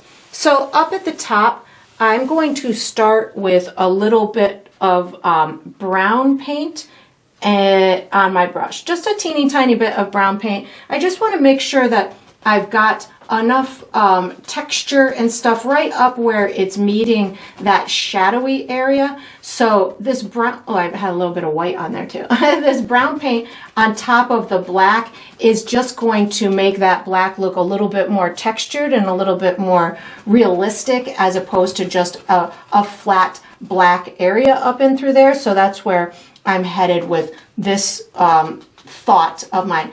I don't know if I said I was going to use gray, but I think I might go into my gray as well. So I'm going to pick up a little bit of my gray also, just to kind of make sure that I've got a little bit of that. That was too much, so I'm picking up more brown. Again, I'm just going for texture. So as you're doing yours, again, you might want yours to have really smooth texture to it, or sandy as I'm doing mine. That's going to be your own judgment call as you're going through the process. But I love using these bristle brushes because they do provide me with the ability to do these textural type of elements. Again, just picking up my brown and my gray to add this additional layer as I'm coming out of these little shadows in through here. And then as I come down to here, and again, I'm just trying to emulate this photo. So the photo has a lot of this texture in it. So I'm just going with that, you know. That's the name of what I'm doing on this, is I wanted to emulate that photo. So I'm using those elements that I'm seeing in the photo. I just keep picking up my gray because I feel like it's a little bit lighter in through here. And if you bump into your crab, it's okay. I'm going to bump into mine. So don't feel like you can't bump into yours, because I'm doing that as well. I'd rather bump into it and make it look like, have this sand be natural behind it, as opposed to it looking like I'm painting around it. I'm going to pick up a little bit more brown right now, just to get a couple more little darker areas where I'm just kind of seeing these little pops of darkness in the photo. So as you're doing yours, you know, again, just know that make little dark areas here and there. There's a little dark area up and through here. If you see it in the photo and you want to translate it into the picture, feel free to do so. So we've got little dark areas, and then there's little light areas. There's all kinds of areas. I'm picking up some more brown.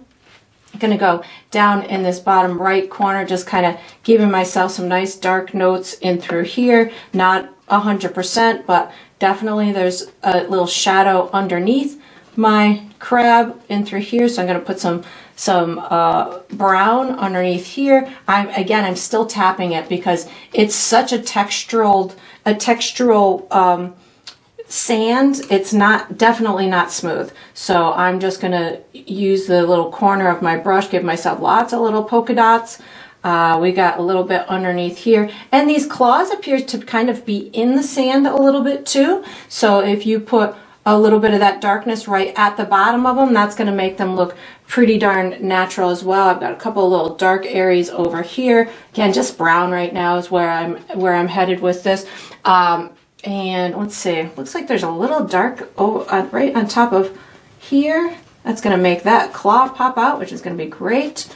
All right, that looks pretty good. So now I'm going to start adding my lighter notes. I'm not going to wash my brush. I'm going to pick up white and go in a little yellow, tapping it off on my paper towel, and burnt sienna. So white, yellow, burnt sienna on my dirty brush, and just a little tiny bit. So again, I'm just going for little pieces of dirt. I mean, I don't need to do much. I just kind of want to give myself the illusion of what I'm seeing. So I'm seeing these itty bitty pieces of dirt. So that's what I'm trying to emulate. I'm gonna put a little bit more burnt sienna, and I just tap my brush off on my paper towel. Just give myself little tiny pieces here and there.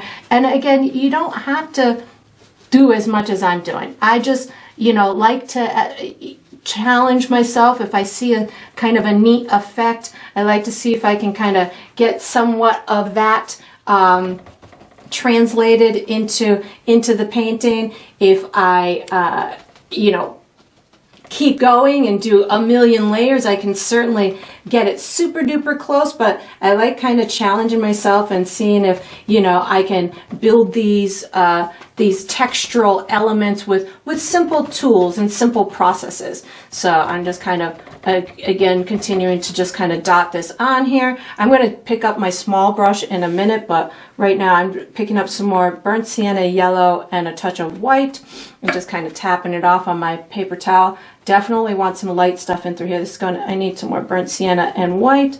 So definitely there's some little tiny bright spots in through here. And again, no need to make yours exactly as mine, just whatever works for you, and just whatever you're doing, make sure it kind of makes sense around the crab. So if you do it here, bring it around those edges as well. So even if it's not the same as the photo or the same as mine, just kind of getting those elements to transcend and make sense or connect to one another, because you don't just want to have one color in one spot, especially in an element like this. They've got to kind of connect in some way. I just picked up a little bit of burnt sienna on my dirty brush, and I'm thinking that I want to start using my small brush in a second here. So let me just get a little bit more of this texture going on in through here. My small brush is going to help me get more individual kind of pieces of things. So not my tiny brush, but my number 6. So I just picked up my number 6.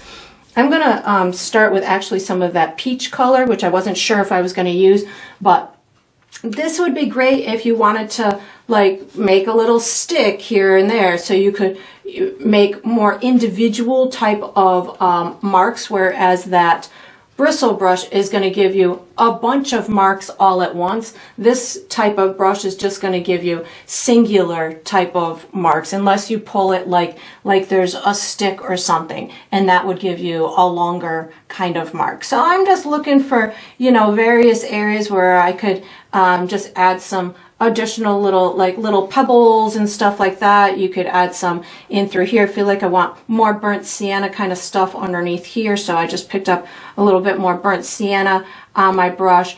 And again, bring this to a place that's comfortable to you. You don't have to bring it as far as I'm bringing it. You just got to bring it to that place that's comfortable to you. I just picked up more burnt sienna, and this is just giving me little additional marks. I do feel like I want just a little bit more lightness in here, so I'm gonna pick up my peach plus white and yellow, so peach, white, and yellow, and just give myself some additional little kind of marks and stuff in through here. I want my large brush again. These are too individual of marks for me. I needed to look a little bit more. Yeah, there we go. So I just picked up my large brush, and I'm just kind of getting this to be a little bit more with more marks on it. It's tough. I'm so used to using bigger brushes to create these effects, and then when I go to the small brushes, it's like, no, you'll have more success with the larger brush, just getting these lots of little marks at once. So again, it's just finding that tool that works for you.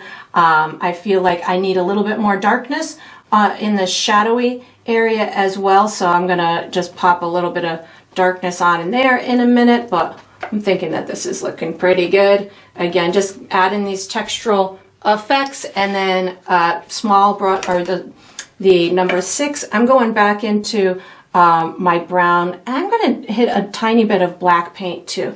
Just give these guys a little bit of extra darkness right underneath these claws in through here. So this is brown plus black. Again, I didn't say I was going to use black, but I am now. And just kind of getting those little tiny darker marks. That's going to get these claws to pop out really well. And that's about, I think, all I'm going to do. I'll step back, let it dry for a minute, and if there's anything additional that I feel would benefit me to put in here, I certainly will. But if I do, it's just going to be a matter of dots and dashes, maybe a little bit more black just underneath a couple of these little pieces of my sea foam. Just get that amplified a little bit, and then we're going to use our number 2 round brush for the next step. So you can put any brushes away, take out a small round, and just get that to blend out a little bit. And there we go. Get ready for the next step. All right, so what we're gonna do for the next step is we're gonna finish our crab. I'm using my small brush. The colors I'm using are black, white, that cream color that we used, burnt sienna, probably the peach, and yellow, and maybe some ultramarine blue. If I use any of the, oh, and brown. I'm using a lot of colors on this little guy. So what I'm gonna do is I'm going to be, I need to make some eyes, and then I'm going to be creating a bright highlighted spot on the top of its body, and then we're going to create all the little crustacean body part things on this side, and then we'll color our legs.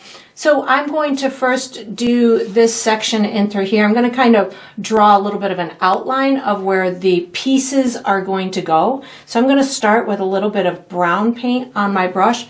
There's going to be, we're going to have the eyes, but I want to wait to put those on because they're going to be crossing over this whole top part. So first what I'm going to do, I'm going to just create a little tiny circle in through here. I don't think that's its nose, but it kind of looks like a little nose. I'm gonna create a little line coming from each corner. Doesn't have to be a straight line. I'm kind of giving a real sketcherly line in through there. I'm gonna put a little bit of water on my brush with my brown so it can be more of like a sketcherly type of application here. I'm gonna put these two oval type of shapes in through here, like this, one there, one in through here, like that, and then there's these little kind of pieces down in through here, right meeting that leg. So we got another one, maybe something like this. Again, water plus brown right now. We need this piece to mimic that piece, so we've got a little thing there, and then the leg itself. So I've got the leg in through here, but it kind of connects into the body in this area in through here. So I'm just, again, giving myself these markers and an outline. This is going to go like this. This leg actually kind of crosses over this part of the body, so I don't see that whole area in through there, but this is the equivalent of it. So that's going to be the inside body part. Now what I'm going to do is I'm just going to kind of color it in. Oh, actually I need two more little things. So one, this goes, there's a little section in through here as well. So something like that and something like this. So I need to just color in these pieces, but first I'm going to start at the top of the head. I'm going to wash and dry my brush. I'm going to create myself a light yellow color. So I've got it already kind of created on my palette here. How I got to this is mostly yellow and white and a touch of burnt sienna. So it's not too yellow. It's more of like a light, deep yellow kind of color. I don't know if I said that right, but it's taking the uber yellow out of it and turning it just a nice soft, almost pastel yellow. And so I'm going to color the front part of the top of the head with this in through here, and then as it comes back into here, I'm going to just wipe my brush off with a little bit of water, pick up a touch of brown, and I'm going to get this little section in through here and then just blend it up into that little yellow section. So I just got it really bright up at the top, and then I'm blending it down towards this darker area. And now I wipe my brush off. I'm going to pick up a touch of white paint and just give myself a real bright highlight up at the top of that head area, or top, I guess it's the head, the top of the crab, something like that. So then I've got this little section in through here. I'm going to use that light cream color that we created. So this is the brown and white that we used as the base for here and here. So I've already got that on here. I'm just going to do another layer, and I'm going to put a touch of white on my brush, give myself just a little kind of bright spot in through here. And then these sections in through here, I'm going to use with that cream color as well, but I think I want to color these sections in first. So I just need to go dark on the outside and get them to go a little bit lighter on the inside. So I'm going to start with a little bit of brown paint. I'm going to kind of outline the edge of my crab like this, and then just kind of rub this paint in towards the inside of the crab like that. So just a little bit at the tip of your brush will get the color on there. And then, gosh, this one doesn't need a whole heck of a lot. Just, I'm gonna wipe my brush off, put a little water on it, and just kind of get this to blend in towards here. And if you have difficulty blending, just pick up a little bit of that cream color. So you can just pick up the cream color and get it to blend in that way. There's a lot of nuances in the colors of this crab.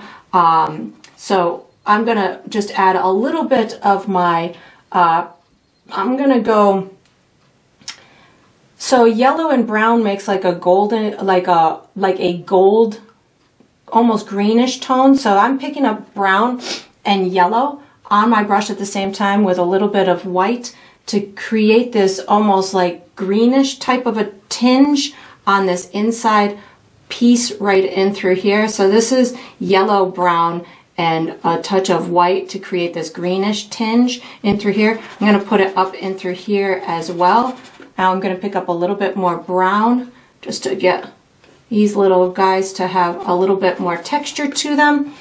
Thinking that that's looking pretty good. A little bit more brown, accentuate these guys in through here. This is just a little bit of brown, something like that. And then these guys in through here, I feel like I want to put a little bit of a bluish tinge, but first I'm going to just put a couple extra lines in through here, and then down at the bottom in through here, I'm going to put just a little bit more. This is just brown on my brush right now. I want to darken up the bottom of the crab in through here.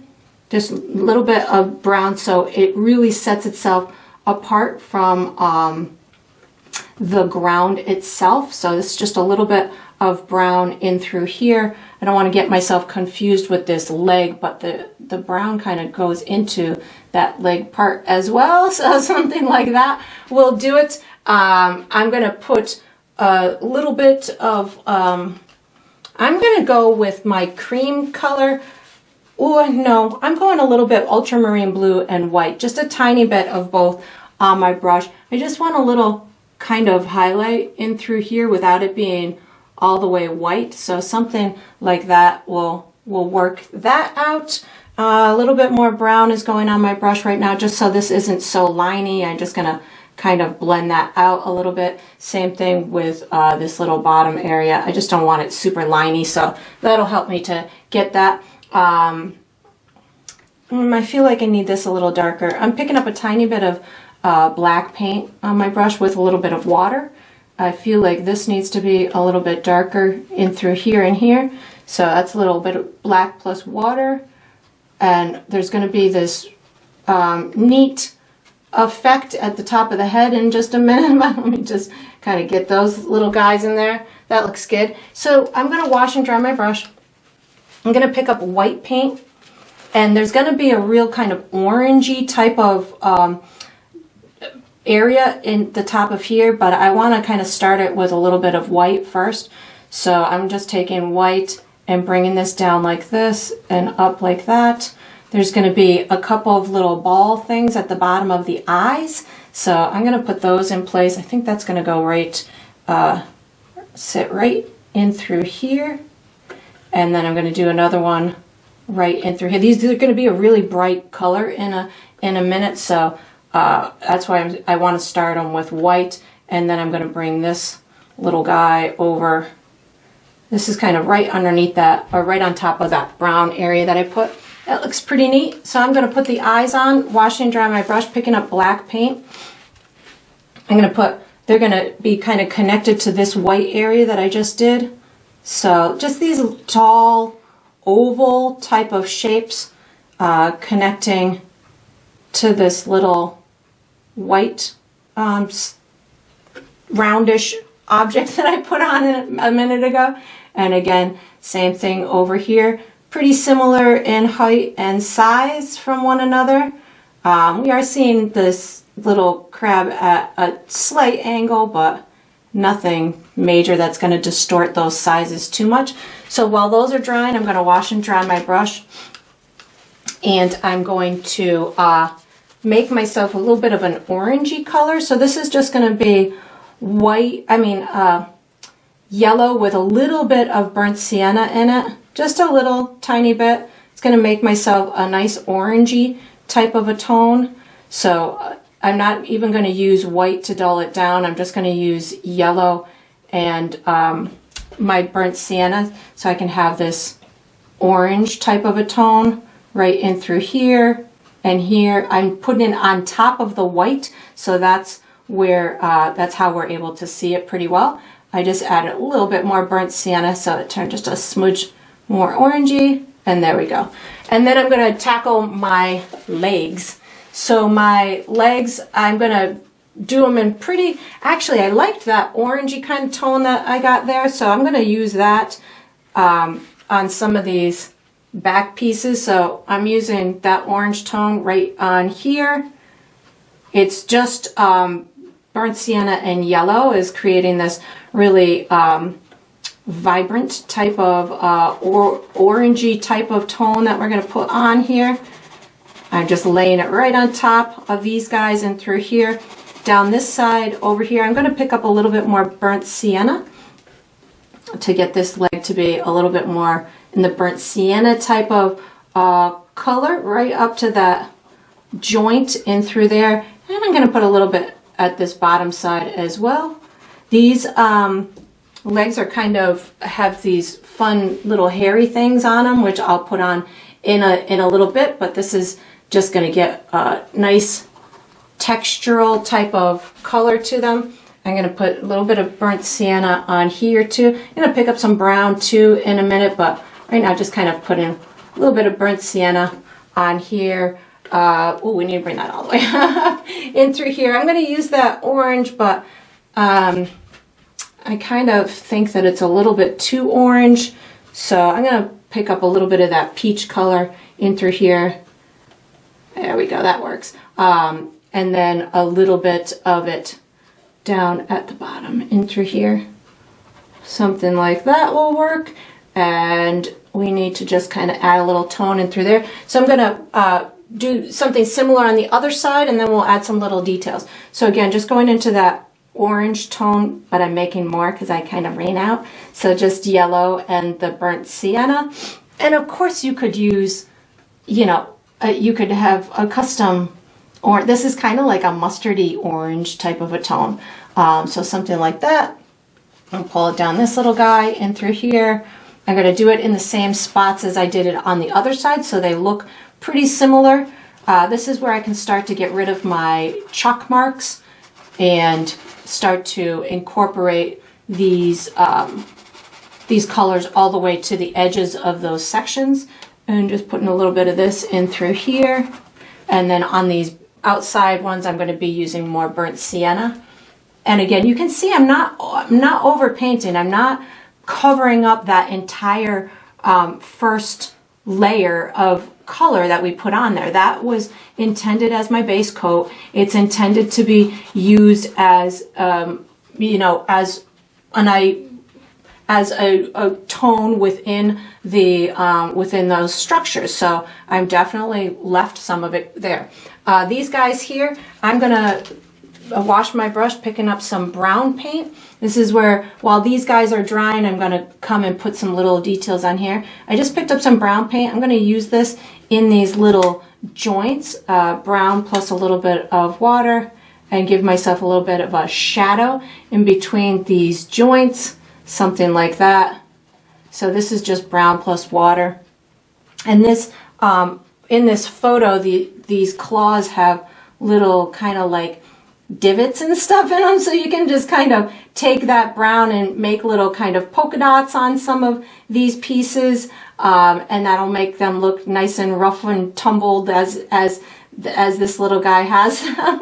But you know, again, you don't have to do every single little detail that you see in that photo, but sometimes, again, I get carried away and I like to challenge myself.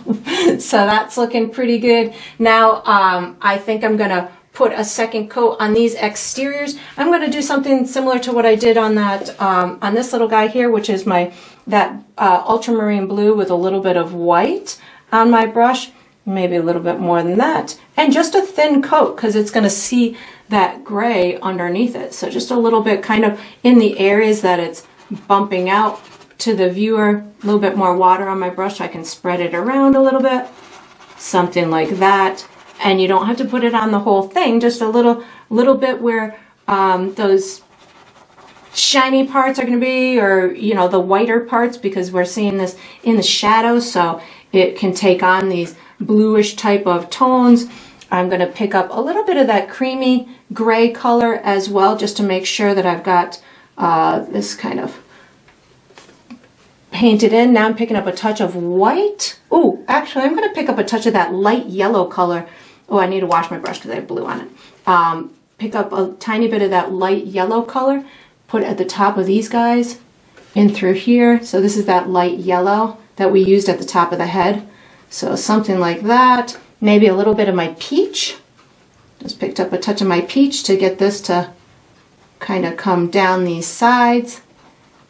And as I'm doing this, you know, I am watching the picture, but you know, again, I don't need to, I just picked up white. I don't need to get totally lost in all of these details, but I like to have the dimension to it. I like to, you know, see if I can get, you know, it to translate as three-dimensional. I like doing three-dimensional type of objects. That's, you know, something that I like doing. So that just means I need to put a lot of life. I need to put a lot of, I'm wiping away my chalk marks right now with a little bit of water.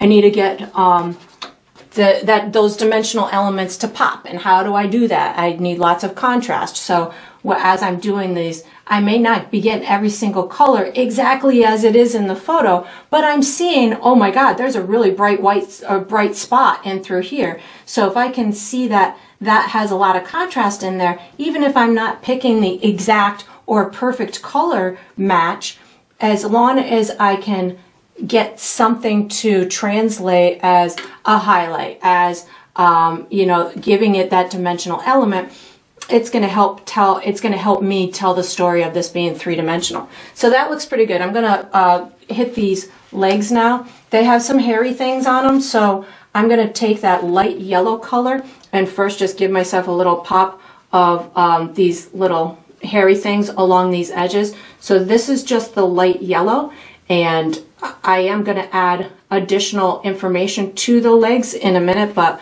I'm just putting these around these edges so I can get my idea of where the exterior edges of these legs are, and if I need to add additional stuff, I certainly will. So that looks good. I think I can see a little pop of these hairy things right in through here.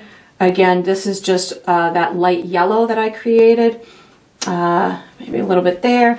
I'm going to put some over here as well. So just light yellow, kind of think of it like these little pieces of hairy things. That's got that. I've got some right in through here, and this is also helping to get it to pop out in front of that sand. I'm going to wash and dry my brush and put some brown on it. Looks like there's these little some kind of dark stripe thing at the top of these legs. So this is dark brown. There's a little stripy thing there. I've got some dark brown in through here to tell the difference of the top part versus the side part. And this is also going to go right down into this little claw thing. So this is just the brown. Now I'm going in for these little details of this to give it the dimension that I need. I'm speckling this, so I'm just taking my brush and just polka dotting it. There's a little darkness down in through here, definitely down in this little pointy claw part, something like that. That looks good. I've got a little bit more darkness I feel that I want in through here. So I'm just kind of taking this maybe with a little bit of burnt sienna. So brown and burnt sienna are going to be my darker tones as I'm adding these little guys in through here. I feel like this needs to be darker too. I'm just going to add, just rub on a little bit of darkness in through there. Same thing with in through here. Sometimes you just gotta amp up that darkness if or the contrast if you want it to pop anymore. I'm going to go ahead and come over here with some brown on my brush. Give myself, this is right on the where those legs kind of meet. So it seems kind of textured, so I'm just polka dotting it. Same thing with in through here, just kind of polka dotting. There's a little line there, there's a little line there, and again I'm just watching the photo, so the photo tells me what to do. I can sit, and even if I'm not quite sure what that part is or what it represents, I'm just looking for that color match. I'm looking for something that can help me just get one part to pop out. So that shadow made this guy right here pop out. I'm going to pick up a little bit of my peach color, just pop on the top of this leg in through there as well, and then a little bit more of my peach on top of this leg right here to get this to pop out just a little bit more like that. Same thing with over here. I'm seeing that these need to just pop out just a little bit more. I'm wiping my brush off, picking up some brown paint, getting this to sink in right in through here, a little bit of shadow in through there. Again, just brown paint. I'm gonna come down this side again with just that polka dotty kind of swiping, give myself this little claw down there. I can't see that claw, so I'm gonna have to put some extra contrast on it, which is gonna just be some extra lightness. That looks good. A little bit in through there, picking up some burnt sienna, putting burnt sienna on in through there. Looks pretty good. I'm going to pick up, what do I want down here? I'm going to pick up some of my peach, get this little guy to pop out a little more in through there. And I'm thinking that might be all she wrote. Oh, I need to finish those eyes. Washing and drying my brush. I'm going to pick up some of my gray and put a little kind of highlight on these guys like that. A little bit of water on my brush, pull it kind of down, pull it kind of, oh, I need a little bit more black on my brush. Just get that to blend in. I want some peach. I just picked up some peach. Give myself a little pop on the top. Now I'm going to pick up a little bit of white and close it out with a nice bright highlight at the top. And then I'm just going to fiddle. So once I've got it to this stage, I just picked up some blue and white. Once I've got it to this stage, I know where everything needs to go now. So I can sit here and just fiddle and say, okay, I want a little bit more blue here. I want a little bit more brown in through here. And I can sit and fiddle and get those little marks to be exactly where I want them. I'm picking up a little bit of my light yellow in order to get the edge of the claw or the leg to pop out. You need them to pop out, just add a little bit of that light yellow around those edges, and that's going to get it to be very visible in front of that sand. And you can use, the orange or whatever works for you. And then once you've got this done, we have one more step to go, and it's going to be with the small brush, so you can wash it and dry it and get ready. All right, so we are on to the final step. This is the final step of every painting, which is to sign it.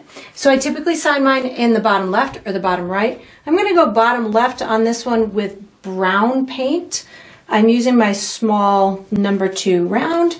I like to sign mine with oh, you're not going to be able to see that. We're going to go black paint. Sorry about that. Small brush black paint.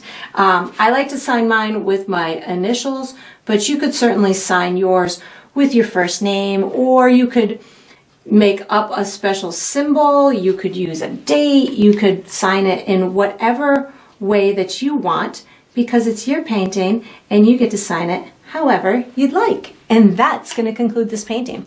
I hope you enjoyed the process. I hope you painted yourself a cute sea creature, and I look forward to painting and sipping with you again sometime.